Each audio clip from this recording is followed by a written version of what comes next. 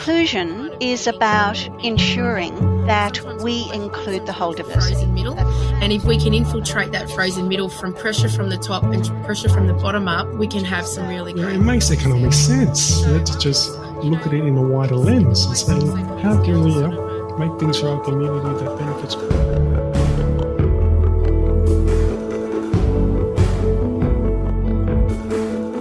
Welcome to the Business of, brought to you by the Australian Graduate School of Management.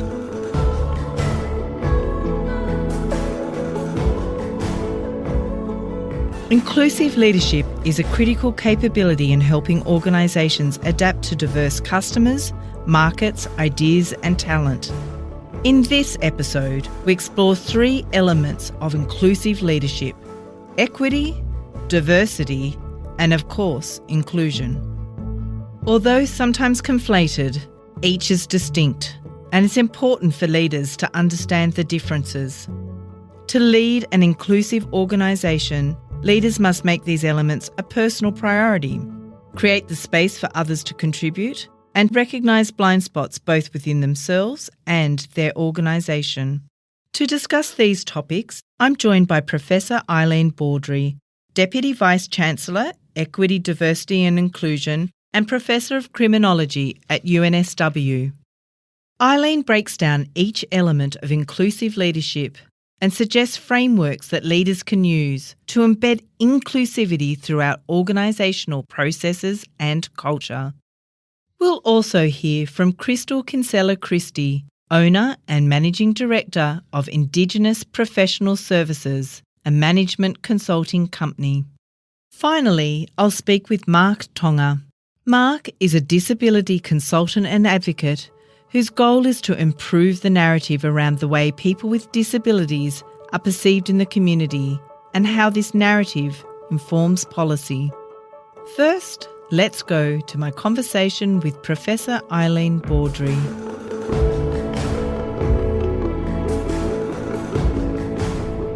Let's unpack where people sometimes conflate, right? Equity, Sure. Inclusivity, diversity. Where do these converge and what are the differences? So equity, diversity and inclusion often are talked about together, but they're different concepts, but they feed into each other. So equity is different to equality.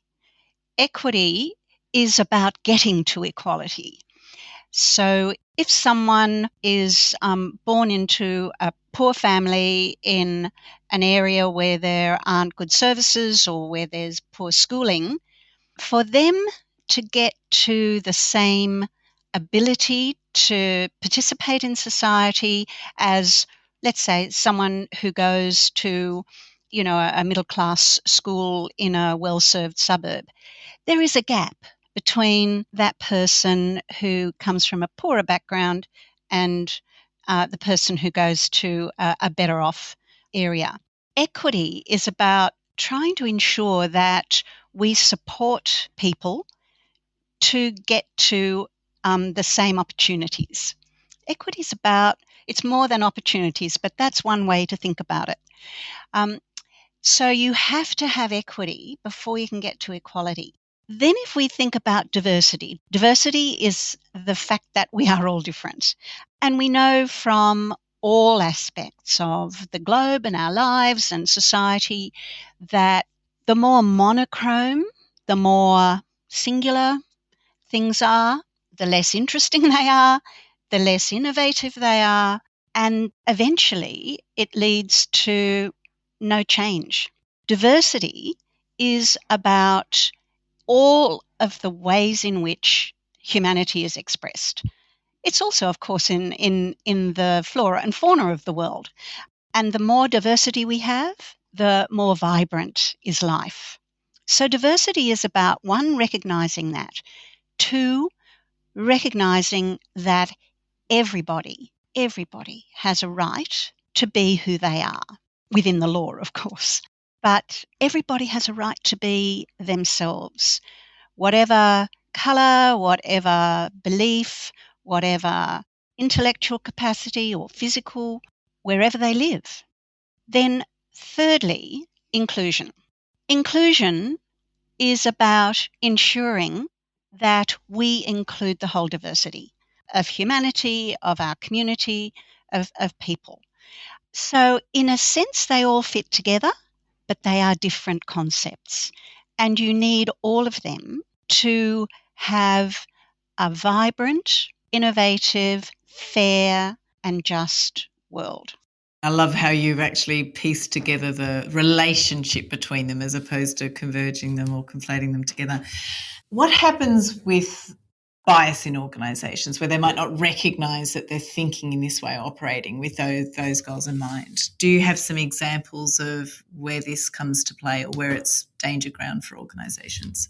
Yes, very sadly, there are many examples of bias.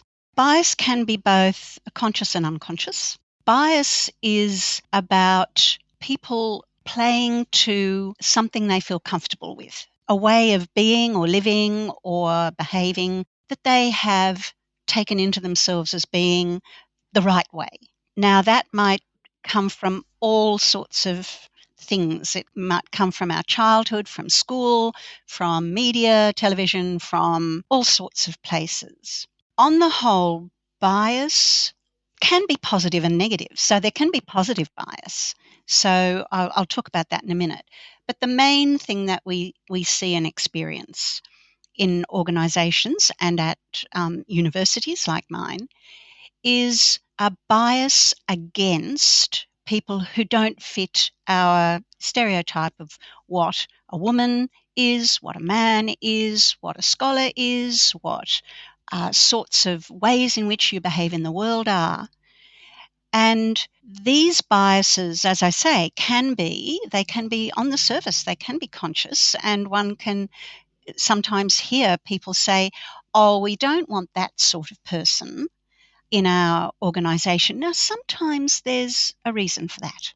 And that can be around positive bias, saying, well, we want someone who is inclusive and open, not somebody who is closed. But where it becomes extraordinarily negative and highly counterproductive is where there are people being interviewed for a job, for example, and the panel might see a list of 6 or 7 people and then do a short list.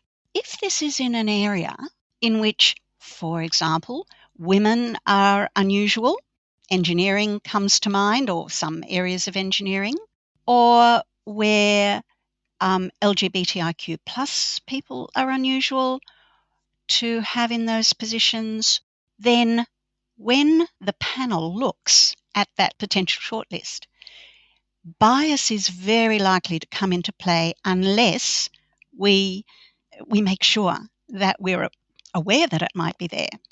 Because people will often go for someone who looks like them or sounds like them or behaves like them and therefore excludes people who might actually be far better for the job.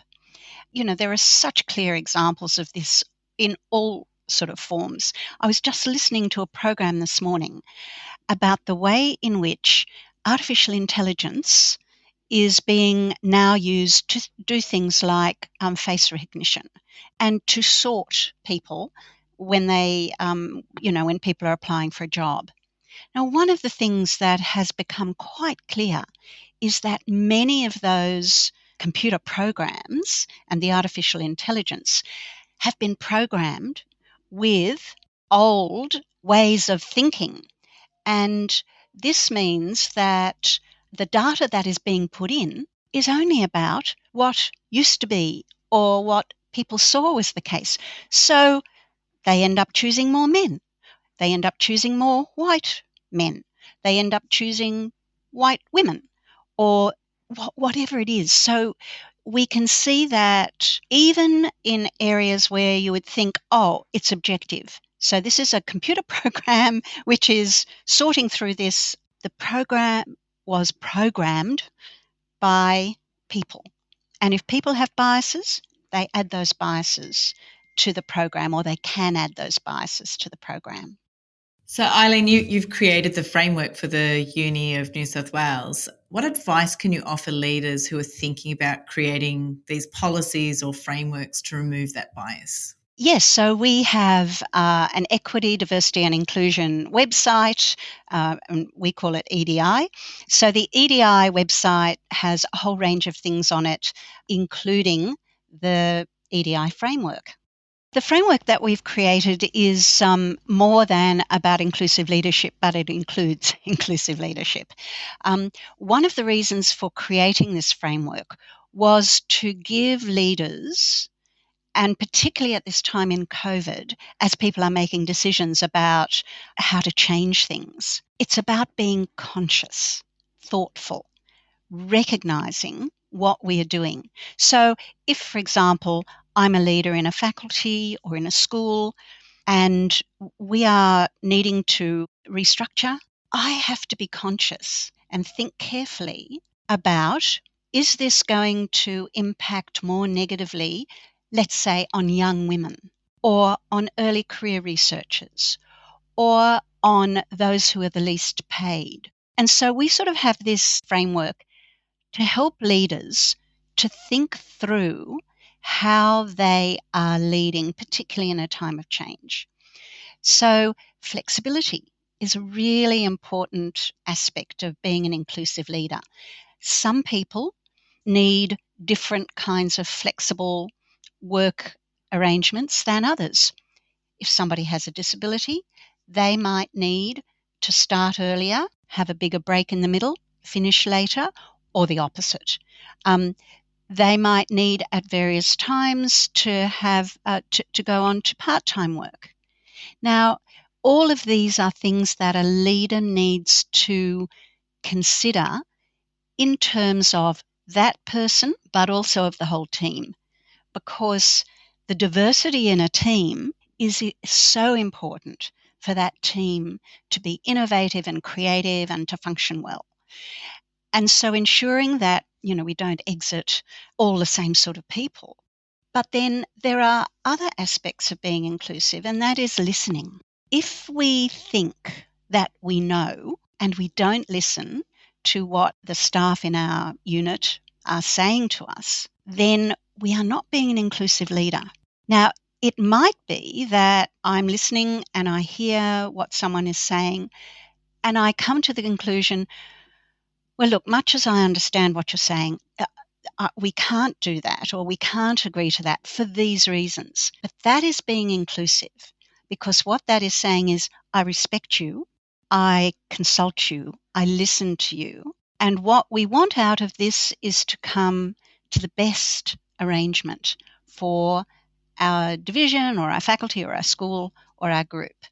So those are just some of the things about helping people to think outside of their biases and to think in a to be conscious of what they're thinking about and deciding.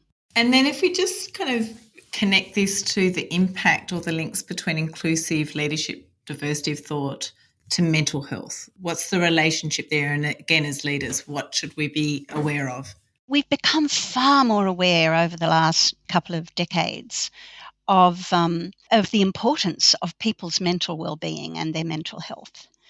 One of the things that is really important and continuously gets one of the highest ratings by people, staff members anywhere, not just at a university, is my well-being in this group, my well-being in this place. And your mental well-being is a huge part of that.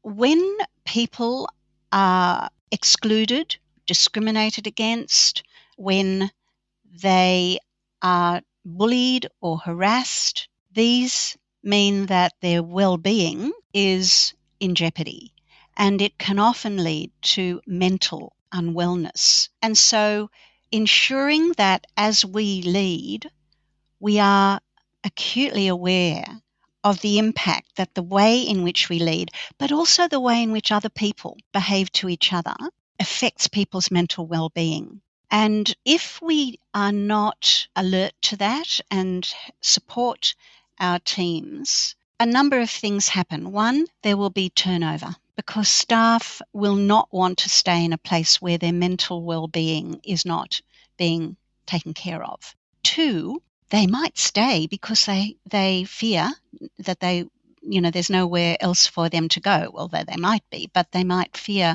what am I going to do? And their capacity to work will reduce. And that will affect everyone in that group.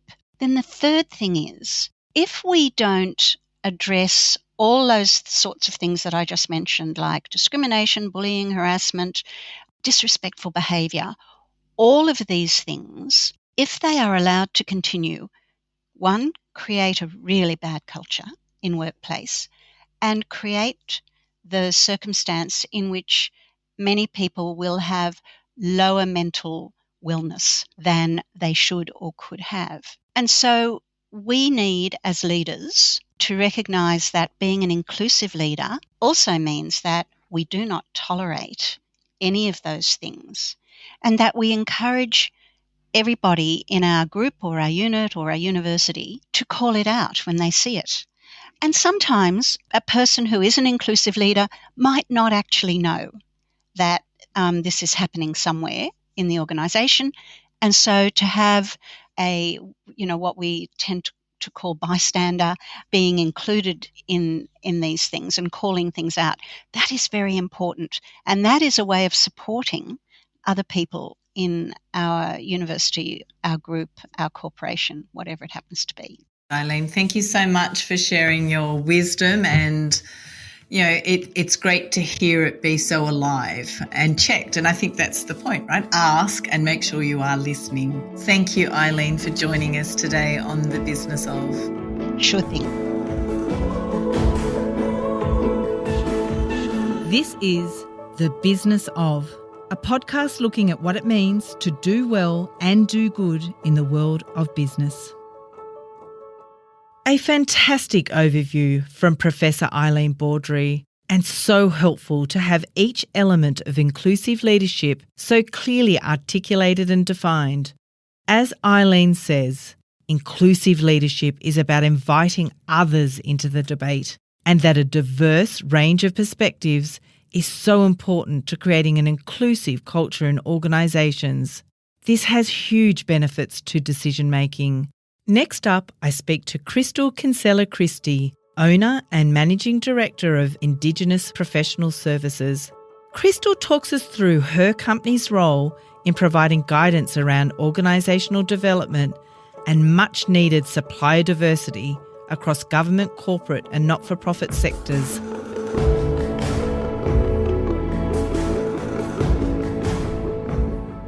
Hi, Kristal. Welcome to The Business of. Really looking forward to hearing your story. Oh, thanks so much for having me, Emma. I'm really excited to be talking to you today. I'm really excited to hear the story of the Indigenous Professional Services. What makes you unique? What do you do?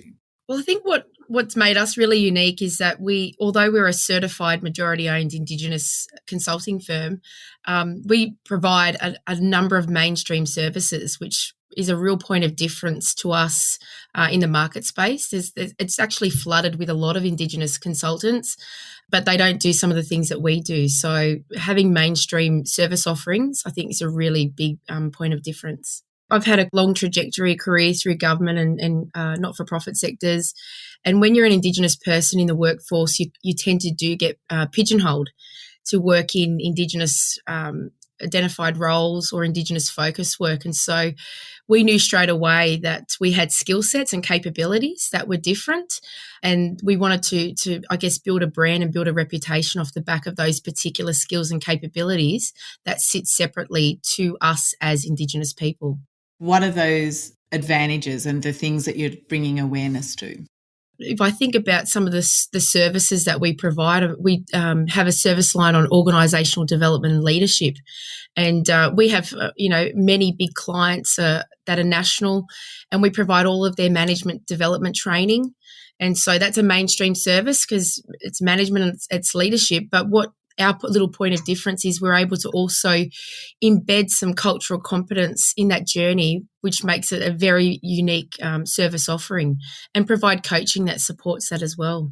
And can you give me a sense of like who are the organisations that you're helping? Because this is relevant to everyone, right? So how far up, down, wide industries? I work with some of the most iconic big brands in Australia. So I work with a number of major banks and a number of other international major corporations that have national and international presence. But I also work across Commonwealth government and state and territory governments as well. I also have quite a number of tier one suppliers that are in the defence sector as well. So it's a very broad portfolio. So it'd be good for our listeners to understand the reconciliation action plans that you've been working with. What are organisations looking to do and how are you helping them? What should they be thinking about? What should be the core of those plans? A reconciliation action plan is a really great way for an organisation to demonstrate their commitment to a journey to go on in regards to reconciliation. And it's not a destination, it's something that's an ongoing journey. There are 4 tiers to a reconciliation action plan. And so I work with organisations that are at varying levels, some at the very early level, which is a reflect wrap, and some at the higher level at an elevate wrap. And so there are some particular focuses within those wraps. The areas I spend a lot of time working with my clients is in procurement, so supply diversity, and also around employment. And so getting them to really think about, from an employment perspective, how they attract Indigenous people to come and work in their workspace. What does that look like? The environment, how would they support, mentor, retain, develop Indigenous staff? From the procurement perspective, it's really thinking about their internal procurement processes. Is it really conducive for Indigenous businesses? What might they need to change or modify? And then really opening up their eyes to the breadth and the diversity of Indigenous businesses are out there. Unconscious bias is a big challenge still that exists across, not just the Indigenous business landscape, but for Indigenous people in general. And that is something that I'm always constantly taking my clients on that journey around understanding what it is, that it actually does exist in workplaces, and how can we navigate through that. Does this period of, crisis or, with COVID help organisations rethink those things? Like, is it actually causing a moment to pause, even if the programs themselves, when they're being implemented, need to maybe change the way they were going to be implemented, not the purpose of changing. But is it giving you new opportunities to have those conversations? It most definitely is. We saw the Black Lives Matter protests, and that really bringing, to home that there are issues around the globe that are in relation to people of colour, and it's really real here on the ground. I think that helps spark a conversation for a number of clients and organisations that I do work with, and really get them to really think about, how genuine are we in our commitment? Have we done everything we can do? What else do we need to do? And I think, this time has opened up the opportunity. An organisation that I do work with, a big major corporate, their suppliers ran out of stock of hand sanitizer. And where did they have to go? They went to 4 Indigenous businesses. And now what this opportunity has proven is that an Indigenous business can supply, 4 Indigenous businesses can supply just as well as these other mainstream suppliers. And so that's started a real conversation for people internally in this organisation to go, hey, wow, there are some Indigenous businesses that can provide the volume, the scale, and the capacity of what we need. And maybe we do need to rethink how we go to market and how we might engage with Indigenous businesses. I've done many talks over the last few months, and I've done quite a lot of sort of advocacy and blog posts around the Black Lives Matter and unconscious bias, because I think it's, once everything goes away in the media, things start to die down and people just move on, and we need to keep these conversations progressing and keep it front of mind for people.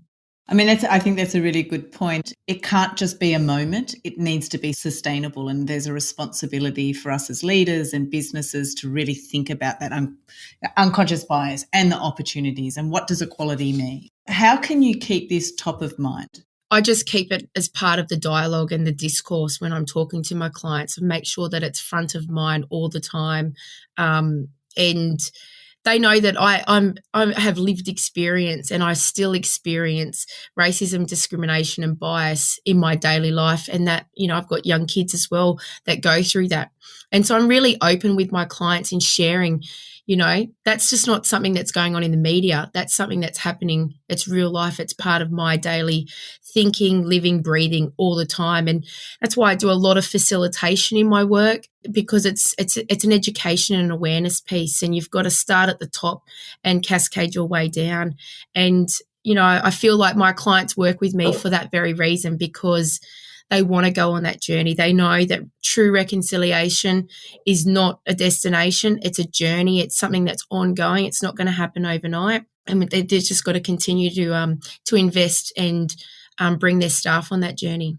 You talked about starting at the top, but then making it live through the organisation. What are some of the most successful outcomes you've been able to deliver? When does it start to become sustainable? And what was the program and ongoing approach or thinking, the things that actually took it from maybe being ignorant to actually being empowering? Where I've seen the greatest sort of successes is where you've got top-down leadership. So you've got the most senior person in the organisation that owns it and says, you know, I make a commitment. This is going to be part of my personal charge and I'm going to champion it.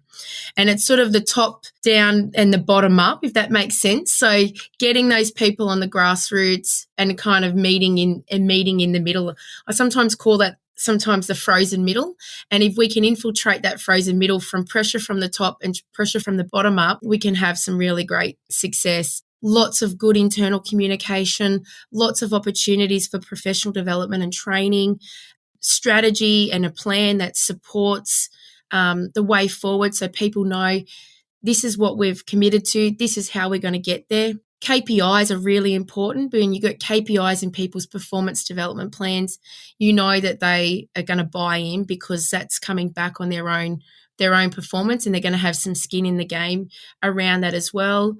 And I think, you know, just constantly having champions and advocates drive it, and you're getting those people to start to then become the people that push more and more people through it. So, I mean, I've seen some great success. I mean, I worked with a major government department, Commonwealth government department, and, you know, I saw them go from, you know, around a $6 million spend with Indigenous businesses to a $32 million spend with Indigenous businesses.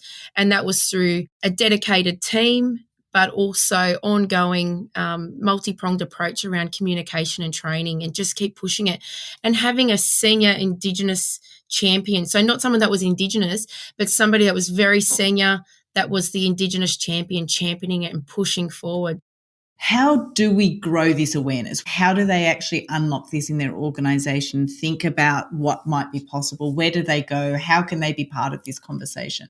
Yeah, look, you've got to start to, I guess, do a bit of your research first. You've actually got to define, you know, your why. Like, why are you interested? Because if you want to try and do this for the sake of doing it, it'll have no meaning and it'll get no traction. You actually truly have to believe in the power of reconciliation, the power of Indigenous business, and the benefits and the rolling social value that can be created. If you don't believe it, you'll bring no one on the journey. So that's the first thing, is really unpacking your why, getting to that place where I know that this is my business case for doing this. And then, you know, start to really build relationships and start to understand the sector, understand the key players and stakeholders, and then start to think about what might be the opportunities back in your organisation where you want to start. A reconciliation action plan is a great framework or a tool for people who are not quite sure, because you can get support from Reconciliation Australia. I think just you've got to celebrate success. You've got to start with maybe some quick wins. I always say to people, start with some low-hanging fruit. What's something that you can do that's simple, easy and quick, gets you a win, and then you can celebrate it. And when you celebrate that success, then you've got some momentum and people go, oh, actually, you can do that. That's possible. So from an Indigenous business perspective, who do you buy your stationery from? Can you use an Indigenous business? Stationery is low risk. Okay, so it's very low risk.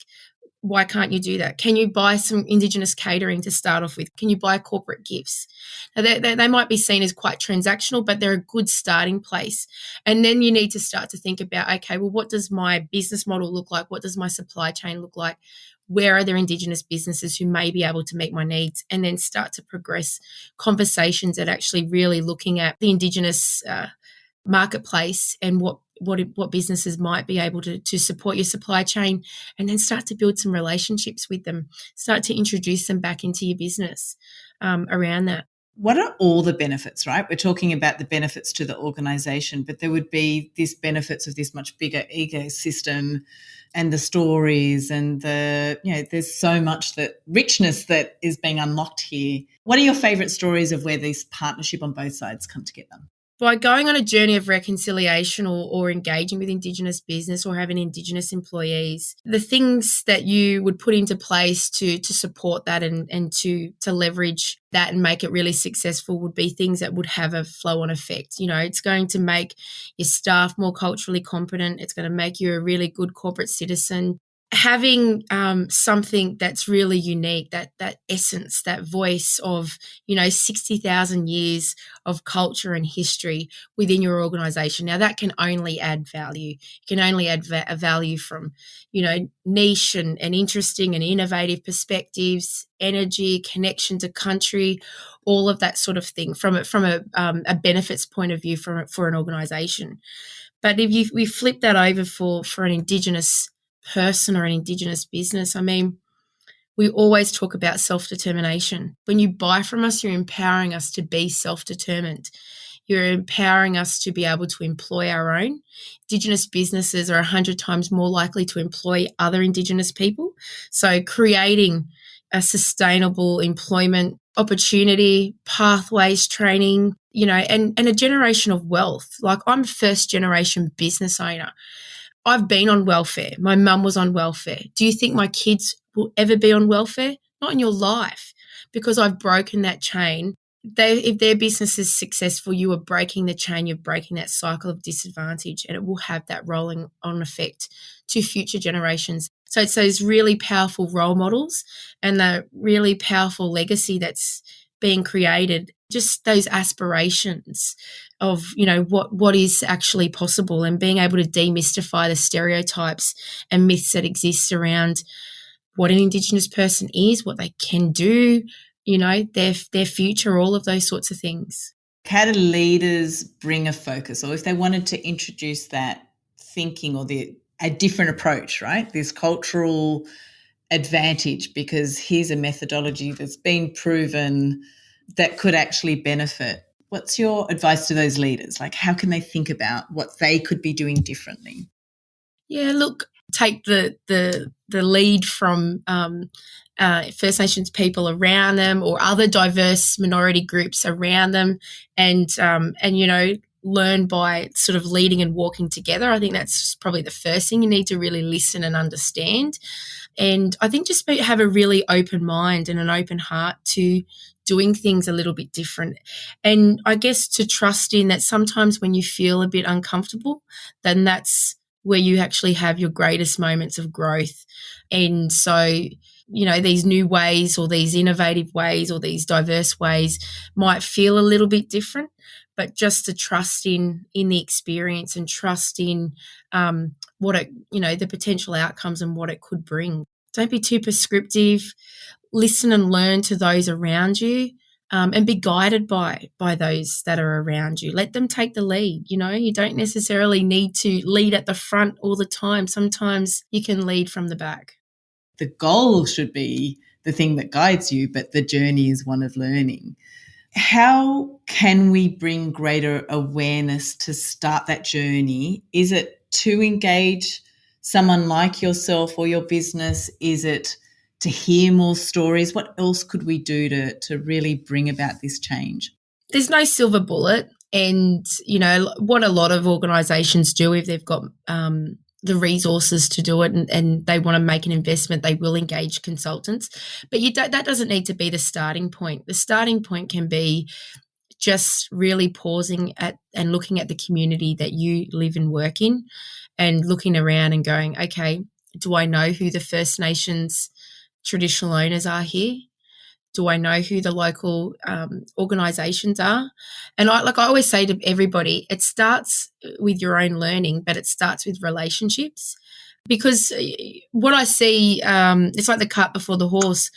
There have been many organisations that I've come to start to work with, and they've gone on the Reconciliation Action Plan journey, and they're doing, and they just want to do. And for them, it's about, if we do this, then we're successful. And they're not actually really, that's great, but to me, that's a bit tick a box, because you're not actually thinking about a journey of cultural competence and reconciliation and the actual impact back for the Indigenous people and the Indigenous community.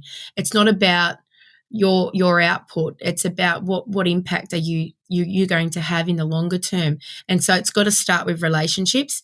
And I always say to people, you might have the greatest, brightest idea, but you can't put that onto a blackfella. I'm sorry. No one wants a white saviour. You have to walk with us, get to know us, and get to understand what it is, what we want, what we might need your help with, what you can do to help our plight. Love that you're encouraging this, make it personal, right? You can't understand if you don't actually really invest yourself and try and understand. But I guess there has been a role for government in policy buying, and so what's the role in government in also helping create the environment, notwithstanding the fact that we want change to come from individuals, right? Those little changes that you said. Government has been incredible. I have to say that the Commonwealth introduced an Indigenous procurement policy in July 2015. And for me personally, as an Aboriginal woman and an Aboriginal business owner, for me, I think it was the single-handed best piece of Indigenous policy that had ever been implemented. And because for the first time, there was a mandatory target to buy from Indigenous businesses, which put so much focus on and put demand. It really shone a light on, hey, there are actually Indigenous people in business, which I think has been really incredible. And it's been through that Indigenous procurement policy that I've been able to build my own business and be really successful through that. I mean, the Commonwealth has one of the largest purchasing powers. They spend $50 billion a year. So committing to 3% of that, it's a small proportion of what they're already buying. They're going to buy a quality product or service, but why not buy it from an Indigenous business where you can have that flow on social value and impact back to Indigenous people's lives and their communities. And has that, you said it's created these amazing opportunities for you. Has that fostered more innovation? Like, are there more businesses and opportunities that have kind of created from that as an outcome that might actually be something that we haven't seen before as well? There are more than 2,500 Indigenous businesses on Supply Nation's directory now, and which is incredible. That's grown. Supply Nation tells me that they are verifying 30 new businesses a month. So there's a greater breadth and depth of businesses now. And there are businesses like mine that have been around for 5 years that have sort of moved from the small to the sort of the medium end of the stick and have got the proven track record now and growing in size and growing in the number of employment numbers. And so we're paving that way for these other businesses that are coming new into the marketplace. And so then there's this transfer of knowledge and mentoring and support to help bring and guide those businesses and uplift those along the way. So, I think it's been really, really positive and, it's just sort of saw the way forward. And I think now that there's been people like myself and there's a whole number of other Indigenous business owners that have done more incredible things than me, but that's given aspiration and it's given a sense of inspiration to these other Indigenous people to say, hey, guess what? There's a market for us. People want to buy from us and you can do it. It is absolutely possible, which is really, really incredible to see, And I always say to people, I've got a 15-year-old daughter and, when she's saying to me, Mum, am I going to take over your business one day? That gives me, a fire in my belly that I'm creating something and that she actually sees herself that she could be a business owner, that she has got this legacy in this business that I've built for her. And that's just powerful. That is really powerful. Yeah, you can't be what you can't see, right? So the more that you pave the way, the greater the possibilities are. And I think the greater the organisations you get to help too, right? To get this benefit of, inclusivity and diversity and cultural pride that I think you talked about, like that's a real advantage. It'll be really interesting to see what this looks like into the future. So if you do look into the future, what's your hope? What would you love if you could say, if I could fast forward and know I could make this amount of change happen, what would that look like?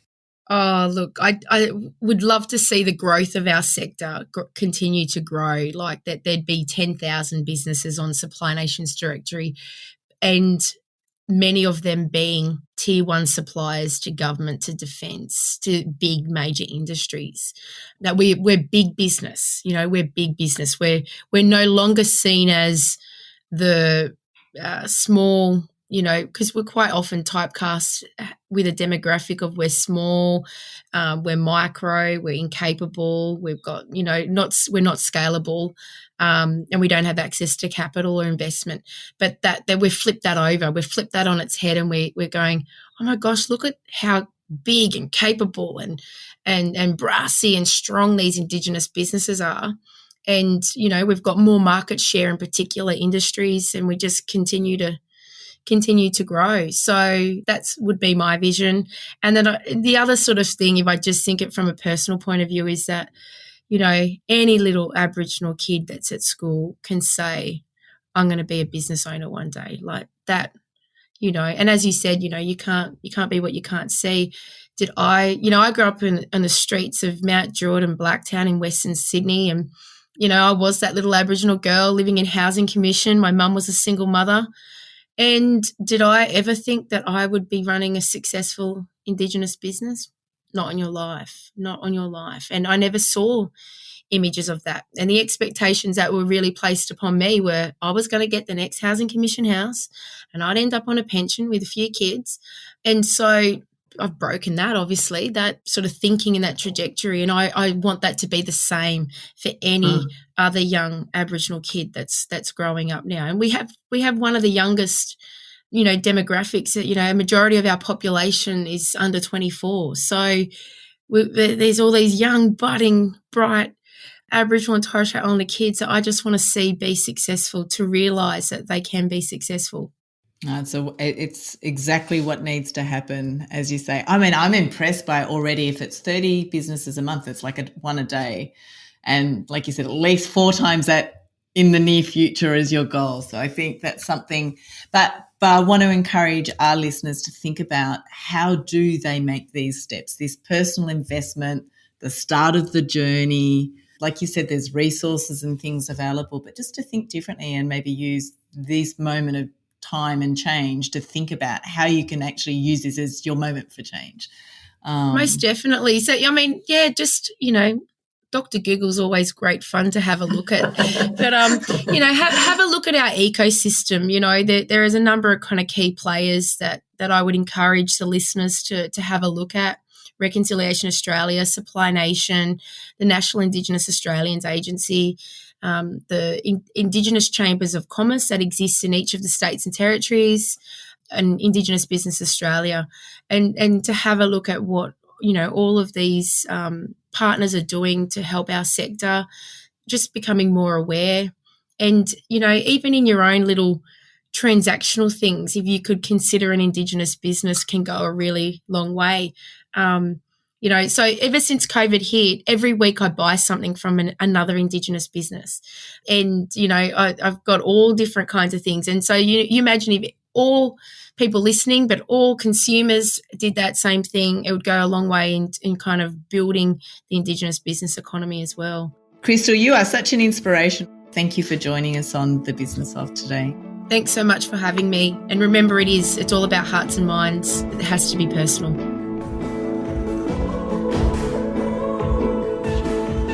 This podcast is brought to you by the Australian Graduate School of Management at UNSW Business School.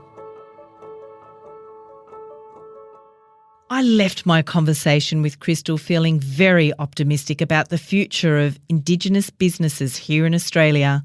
She brought focus to the responsibility we have as leaders to move beyond the way we've always done things, to embrace change and create new opportunities in our processes, procurement and supply chains, and help these businesses thrive.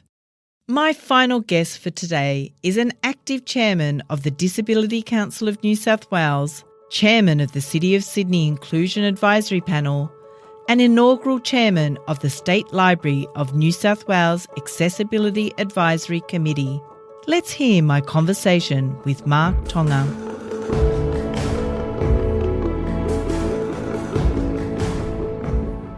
Can you tell me, Mark, about your story? Oh yes, look, 10 years ago, I finished uni, and I was starting to a commerce degree in accounting, and I was looking to start my professional year, my CA. And while I was doing that, playing rugby, and in 2008 in May, just carrying out a normal routine, playing sport, something I love and still love, rugby. Unfortunately, I sustained an injury which left me with a medical diagnosis of tetraplegia, which is I cannot move my arms. I got no feeling from my neck down. The first 2 years, just trying to reset my thinking was complicated. We talk about depression, we talk about finding yourself, and the first 18 months was a very testing time for me. You've been operating a certain way for so many years, 30 plus years, and then your life just changes over in a millisecond, and then you got to redo. It's like being, as I say, born again. You just got to reset the whole how you operate, liaise with people. So, but now 12 years post, I'm starting to get a nice stride now. Humming along well, and found my groove. And a bit disappointed. It took me more than 2 years. I would have been the first 6 months if I had to rewind back. Life's too short. We need to crack on. So your experience in terms of the insights of going through that, how have you turned that now into your vision and where you are spending your time? Yeah, look, falling into the world, going through that reset period, you have a lot of doubts. You feel you don't have any value to society. Your dignity, everything just collapses. So for me, I had to find something that's worthy that I can be contributing to our society. So initially it was just volunteering work. I did a lot of local volunteering for not-for-profit organisation, council. Somehow I got good at it, really good at it. And I just been appointed on a federal government council, doing the same thing, which is providing advice. And then, first, congratulations on your appointment, because you are now able to bring your experience and positively influence many, much broader in terms of the people that you're helping. So do you want to just share kind of where and how you're helping those that are living with disability? I was transitioning out of rehab into a nursing home, waiting for my house to be fully accessible so I can return to it. And while I was in that nursing home, I was one of 40 people, and I looked around and all 39 of those people were either dumped there by their families or the system has put them in there and they were hidden away and they were just like left there. I couldn't have a conversation with anyone. And I thought, mate, okay, my arms don't work, my legs don't work, but at least I've got something. And, through that, 2-month period, I was stuck with these people and they really taught me a lot. It really taught me the value of finding something in yourself that, you have that you can, and that moment I was, it was a life-changing. I didn't see myself as having arms. I saw myself, with something I can give the community. So my work has been trying to fill that void, trying to fill that gap between, policies in our community. You would have seen the benefits of creating a more inclusive community through building awareness and engagement. Can you talk me through, what are those benefits and how do we be more mindful to create a more inclusive community? We're not just targeting those whinging people in wheelchairs. It makes economic sense. To just look at it in a wider lens and say, look, how can we make things for our community that benefits all of our society? So that's something I've seen. And I frame it like that. When I talk to governments, this is not about just disability. This is about just community, making it accessible for all. I'll give you a classic example. I lobby for access into buildings. Okay, people will think, okay, we get an access to a building to let a wheelchair person in, so I can drive into the building. But you got to look at it.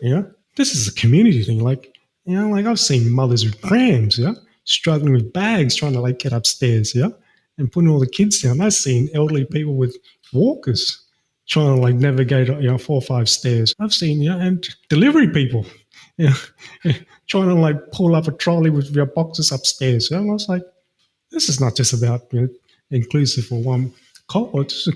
This makes sense. This is a community. Inclusive benefits the whole society of all. So let's now take that lesson into business. What do we need to do there, and why is it important to think about inclusivity? Business has got to change their mindset that we're an island.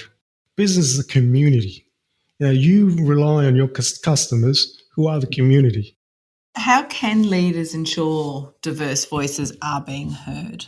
What do you think they need to do to build that empathy and understanding? Maybe we can just do away with the model of experts and just go down and talk to the ordinary people and get their thoughts, and how that their actions and their service and their products, affect the ordinary people. I think they're the experts, the users. I'm a conduit to those in the community. I'm a conduit for those 40 people in the nursing homes. Do you think more needs to be done at the education level to build that muscle to actually have the conversation with the people that you're serving and to think about diversity, inclusivity, those living with a disability? Education is one component of it, but it's not the only component. I think it's our community. I think our attitudes and being not united as a society. I think you can't blame everything on education, but it does feed into the whole machinery of trying to shape our leaders for our community to go out and change the narrative, influence the narrative of what we have in our community. So it's time for us to move. It's time for us to evolve. Although if no one asks us these questions and have these conversations, we're not going to grow as a community, as a society. Because you've had so much exposure, I guess, through community groups and, creating that conduit and being that voice and, to your appointments where you are actually advising government, can you give or think or share of any examples where you think this is being done really well? I think Australia's come a long way, and I stand on the shoulders of others who have forged the way for inclusive in all areas, not just disability, but gender and Indigenous, and I'm really, really grateful to be in a country for a government and a community who are open to this conversation and open to change and open to try to have a better life for our people in our community. So I know there are some other countries they don't even have this conversation. So but while this conversation is in the air, I feel it's time for me to contribute and to step in and fill that gap. So I look at it, for me, from my personal opinion, I think disability is probably one of the last frontiers where we're trying to address.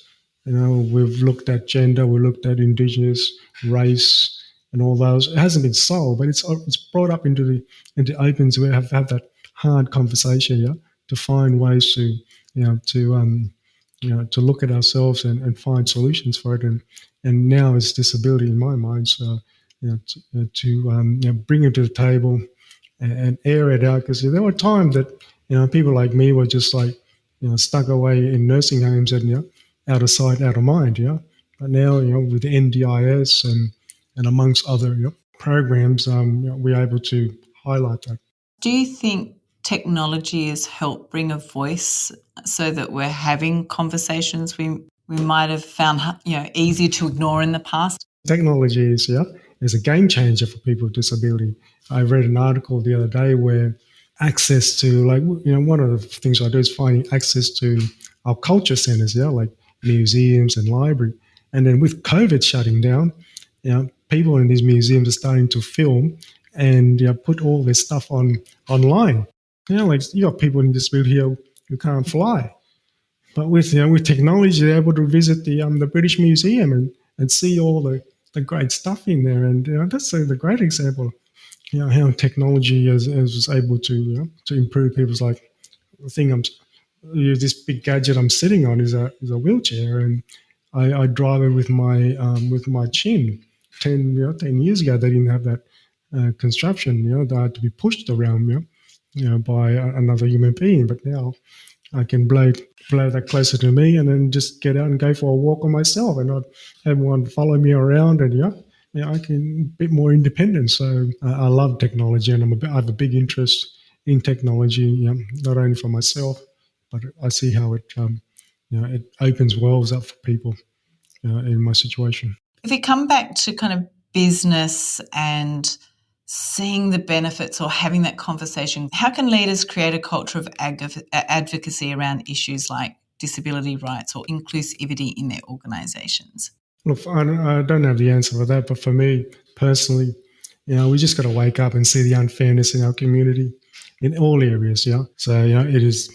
So it's just, I just encourage leaders to be leaders, not only in your chosen expert area, but also in our community. There's plenty of work to be done, and it's not like we're going to go live in a gated community and we're separated from the whole world. No, when the lights go off and you walk down the road, you are part of the community. So that could be your mum, your dad, someone in your family, someone in your cousins.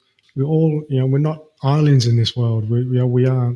So those who have expertise and talents, whatnot, just look around and find something. There's plenty of things to do. There's a real kind of human thinking element to this too, right? That you're encouraging that thought, that discussion, have the conversation to work out how to make it more inclusive. From where you were when you suffered your injury, it's a long way forward. You went back to uni. What did you study, or what are you studying? Well, I was I'm truly blessed to be able to join an organisation that's considered the best in the country, and I'm able to undertake my executive MBA at the AGSM. I've met some terrific people in the program, and also people supporting the program. Is growing that leaders for the future and putting some of the things we're talking about now into it.